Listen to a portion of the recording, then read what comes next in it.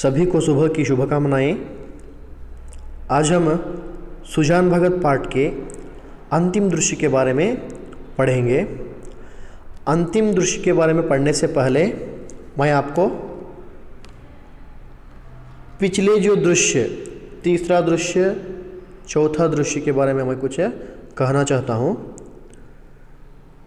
तीसरे दृश्य के अंत में क्या हुआ कि भिक्षुक को भीख देने के लिए जाता है। भोला ने सुजान भगत के हाथ से छबड़ी को छीन लेता है। छबड़ी को छीनने पर सुजान भगत बाहर आकर भिक्षुक से यह कहता है कि इस वक्त कोई खाली नहीं है, जाओ कह के वो भेज देता है। उसको भेजकर सुजान भगत एक पेड़ के नीचे विचारों में मग्न हो जाता है। विचारों में मग्न होने के बाद सुजान भगत यह सोचता है कि ये सारे घर को मैं ही बनाया, मेरी मेहनत की विभूति है। घर, खेत सब कुछ है, किसकी जो मेहनत की, जो परिश्रम का जो फल था, सुजान भगत के परिश्रम का जो फल था। तो ऐसे सुजान भगत को ये जो घर में भीख देने के लिए भी अधिकार नहीं है कि ऐसे घर में मैं रह नहीं सकता, ऐसे घर को धिक्कार कहकर सुजान भगत कह रहा था। तो चौथे दृश्य में क्या हुआ, सुजान भगत उसके अधिकार को पाना चाहता था। ये दूसरों के हाथों के नीचे नहीं रहना चाहता था। उसके वजह से सुजान भगत रात भर नहीं सोया। पहर रात उठकर सुजान भगत क्या करता है, गंडासे से घास काटता है। घास का ढेर पड़ जाता है। सुबह उठकर बुलाकी भोला देखकर आश्चर्यचकित रह जाते हैं। सुजान भगत खेत को जाने लगता है, उसके पीछे भोला भी उसके साथ आने लगता है। तो चौथे दृश्य में क्या हुआ, तो भोला उसकी इज्जत नहीं कर रहा था, उसका सम्मान नहीं कर रहा था। वही भोला सुजान भगत खेत में काम करने पर उससे बात करने के लिए भी डरता है। यहाँ चौथे दृश्य में हमें परिश्रम का जो महत्व हमें पता चलता है। तो अंत में अंतिम दृश्य में क्या होता है देखेंगे। सुजान भगत के इस नवीन उत्साह पर गांव की टीकाएं हुई। निकल गई सारी भगती, बना हुआ था माया में फंसा हुआ है। आदमी काहे को भूत है। यहाँ देखो, सुजान भगत परिश्रम करने के लिए आरंभ करता है। वो परिश्रम करने के लिए आरंभ करने पर सारा जो गांव उसको टीकाएं करता है। टीका मतलब अंग्रेजी में क्रिटिसाइज कहते हैं। सारा जो गांव इस पर टीकाएं करने लगता है। देखो, ये दुनिया ही ऐसी है, जब आदमी परिश्रम करता है तो भी उस पर टीकाएं करने लगता है। जब आदमी चुप रहता है तो भी उस पर टीकाएं करता है।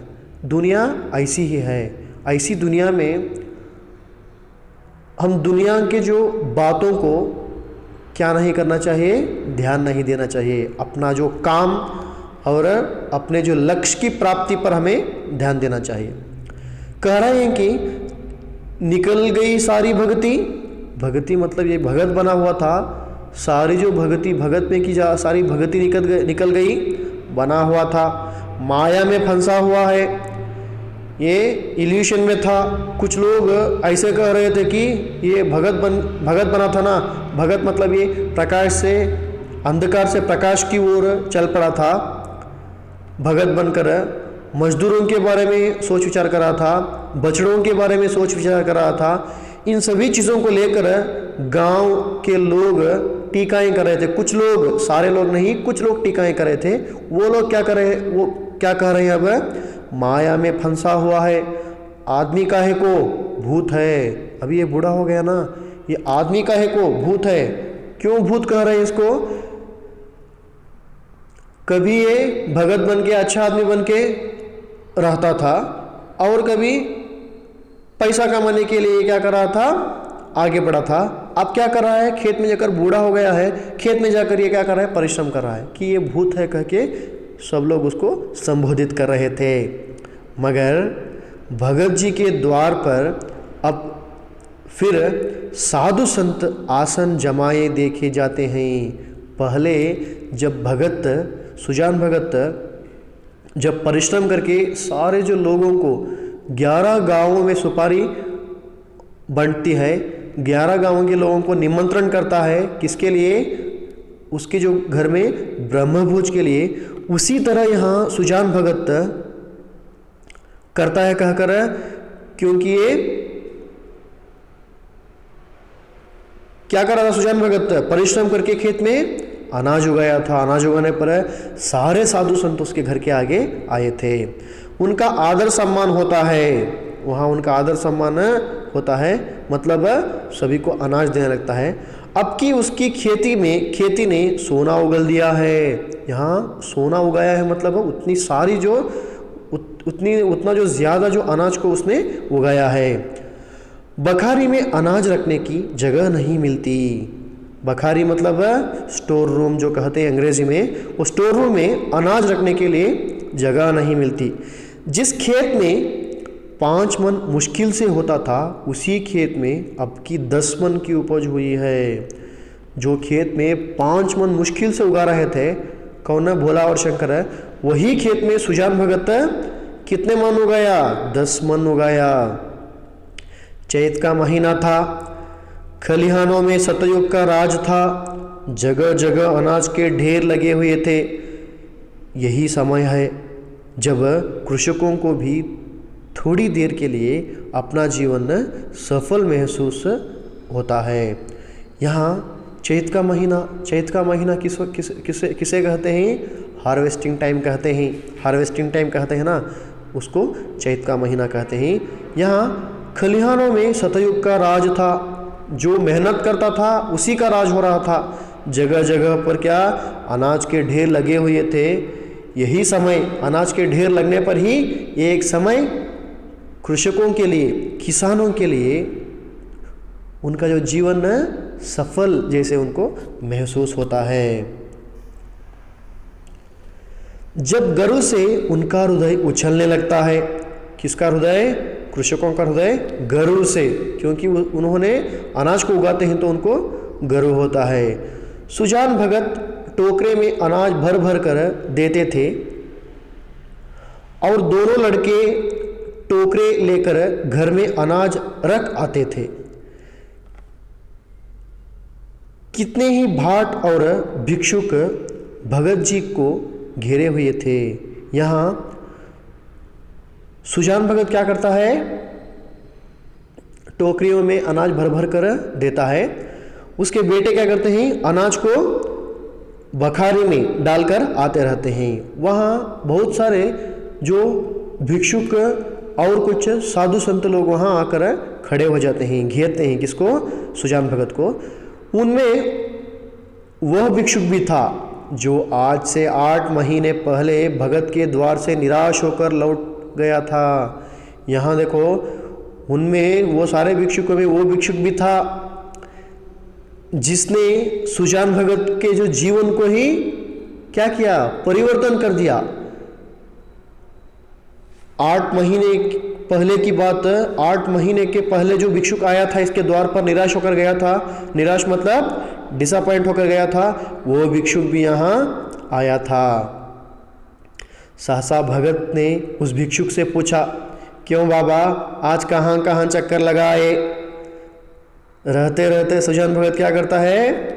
वो भिक्षुक को पूछता है। 8 महीने पहले जो निराश होकर गया था ना सुजान भगत के घर से, वो जो भिक्षुक को पूछता है, क्यों बाबा, आज कहाँ कहाँ चक्कर लगा आए? कह के वो प्रश्न करता है भिक्षुक।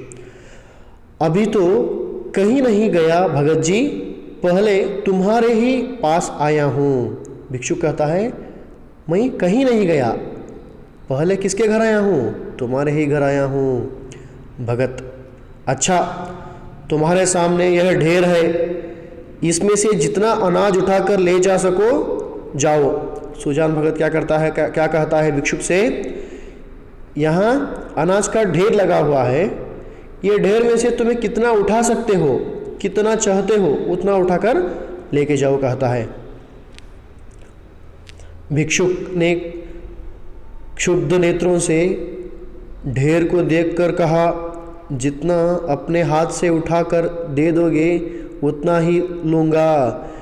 ये क्या करता है, आश्चर्य से वो जो ढेर को देखकर कहता है कि आप जितना दे दोगे उतना ही मैं ले जाऊंगा कहता है। भगत, नहीं, तुमसे जितना उठ सके उठा लो।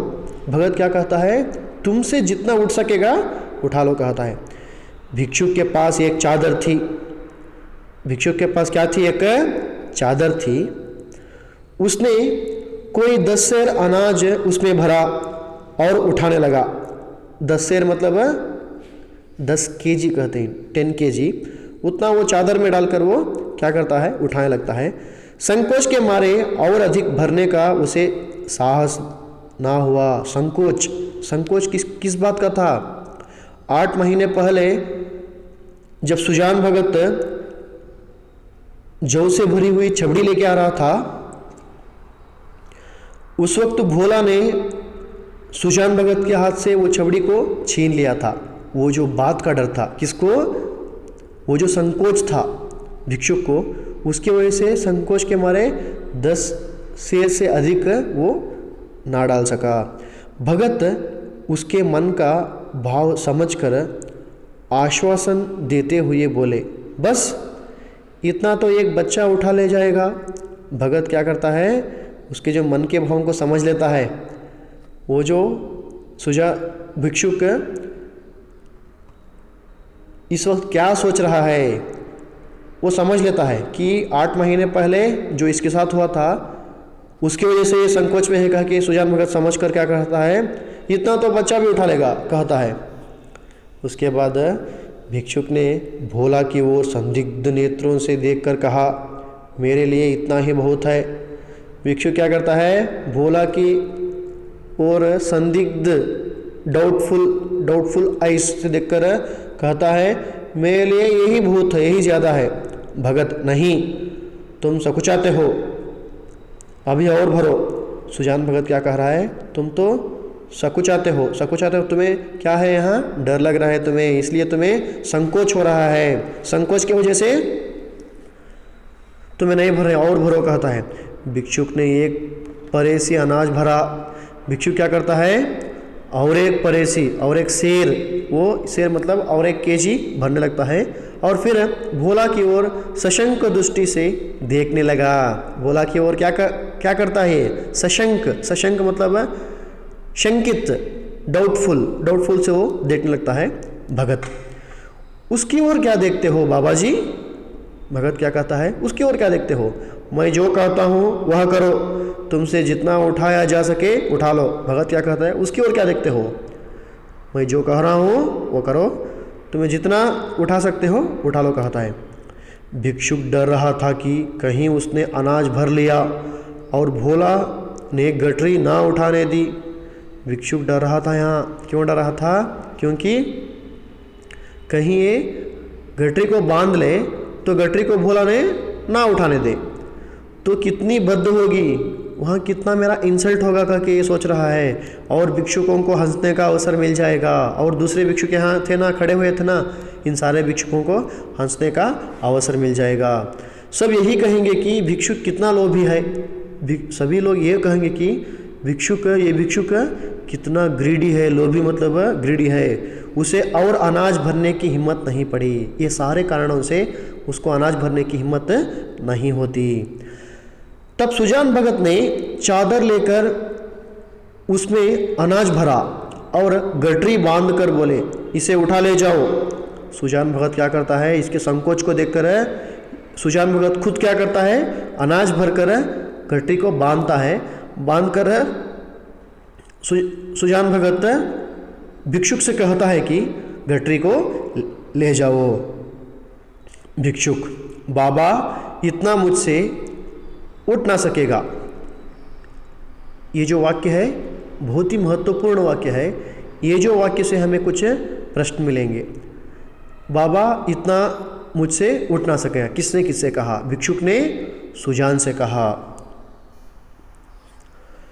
भगत, अरे इतना भी ना उठ सकेगा, बहुत होगा तो मन भर, भला जोर तो लगाओ, देखूं उठा सकते हो या नहीं। भगत क्या करता है, अरे इतना भी ना उठ सकेगा, इतना भी तुम्हें उठा नहीं सकते, बहुत होगा तो कितना, मन भर। मन भर मतलब मन, एक मन मतलब 40 kg, 40 kg एक मन है। भला जोर तो लगाओ, थोड़ा जोर लगाओ, उठा सकते हो, कहता है। भिक्षुक ने गठरी को आजमाया, भारी थी। भिक्षुक गठरी को देखता है, भारी थी वो, जगह से हिली भी नहीं। वो उसको क्या करता है, उठाने के लिए कोशिश करता है, तो वो जगह से हिलती भी नहीं। बोला, भगत जी यह मुझसे ना उठ सकेगा। भगत, अच्छा बताओ किस गांव में रहते हो। भगत प्रश्न करता है, किस गांव में रहते हो। भिक्षुक, बड़ी दूर है भगत जी, अमोला का नाम तो सुना होगा। ये भी बहुत ही महत्वपूर्ण वाक्य है। भिक्षुक का गांव कौन सा है, प्रश्न आ सकता है। एक वाक्य में 1 अंक के लिए प्रश्न रहता है। अमोला, उसका जो उत्तर लिखना। भगत, अच्छा आगे आगे चलो, मैं पहुंचा दूंगा। भिक्षुक क्या कहता है, अमोला कहने पर सुजान भगत क्या कहता है, तुम आगे आगे चलो, मैं क्या करूंगा, पीछे पीछे आऊंगा, कहता है वो। उसके बाद यह कहकर भगत ने जोर लगाकर गठरी उठाई और सिर पर रखकर भिक्षुक के पीछे हो लिए।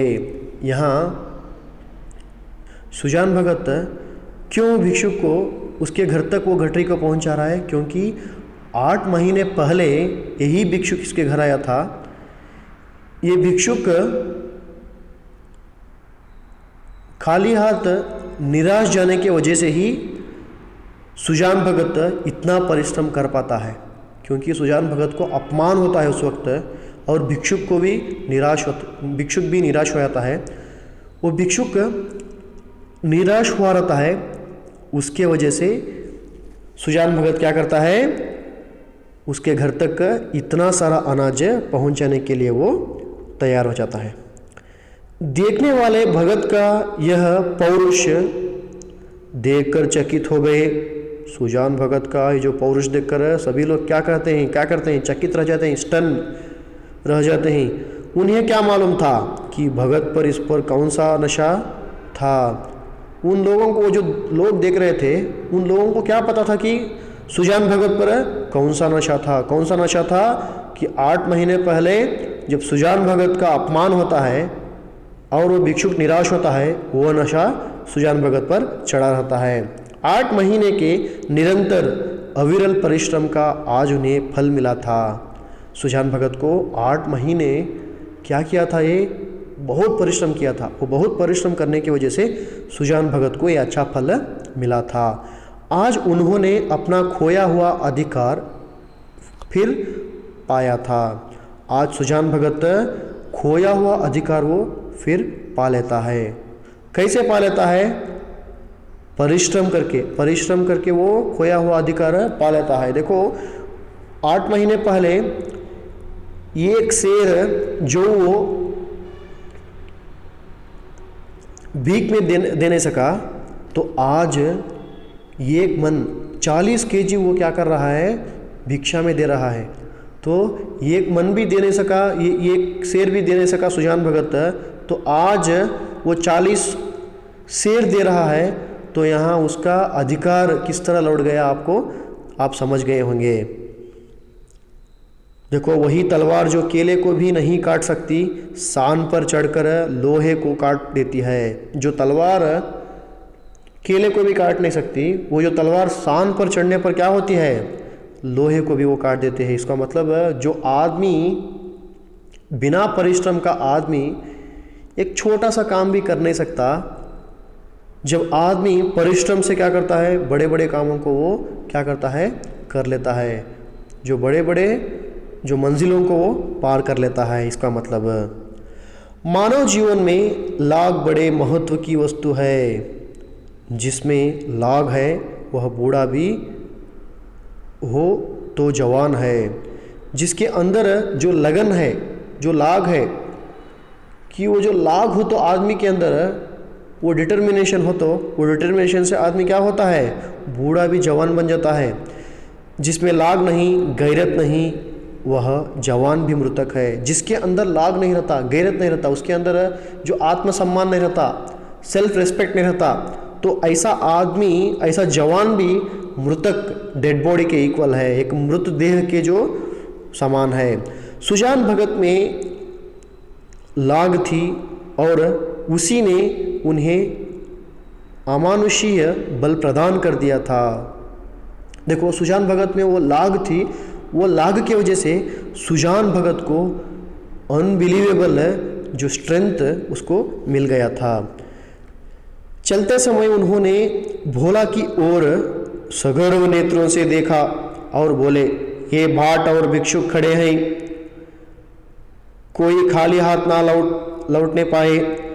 चलते वो गठरी को उठाया, वो जो भिक्षुक का जो गांव कौन सा था, अमोला तक वो पहुंच जाने के लिए वो जा रहा था। जाते वक्त अपने बेटे से की ओर सगर्व नेत्रों से देखता, सगर्व मीन्स प्राउड से देखता है अपने आप को, प्राउड से देखकर वो क्या करता है, बोलता है कि ये सारे जो ऋषि मुनि, सेंट लोग और कुछ भिक्षुक भिखारियाँ हैं, वो कोई खाली हाथ ना लौट सके, कहता है। कहकर भोला सिर झुकाए खड़ा था। देखो वो जो भोला, उसके हाथ से एक केजी भी वो भिक्षा में, एक शेर भी उसे भिक्षा में देने के लिए उसको अधिकार नहीं था सुजान भगत को। वही सुजान भगत अपने बच्चों से कह रहा है कि ये सारे जो भिक्षुक खाली हाथ ना लौटे, कहने पर भी भोला सिर झुकाए खड़ा था, उसे कुछ बोलने का हौसला ना हुआ। देखो परिश्रम का जो महत्व देखो, परिश्रम की ताकत देखो। ये परिश्रम की ताकत की वजह से सुजान भगत आज उसके जो खोए हुए अधिकार को पा लेता है। वृद्ध पिता ने उसे परास्त कर दिया था, बूढ़ा बाप अपने जवान बेटे को हरा दिया था। आप लोग ये पाठ समझ गए होंगे। ये जो पाठ, सारा पाठ और एक बार पढ़कर इन प्रश्नों के उत्तर लिखिए। और तुम्हें कोई संदेह हो तो आप मुझे पूछ सकते हैं। धन्यवाद।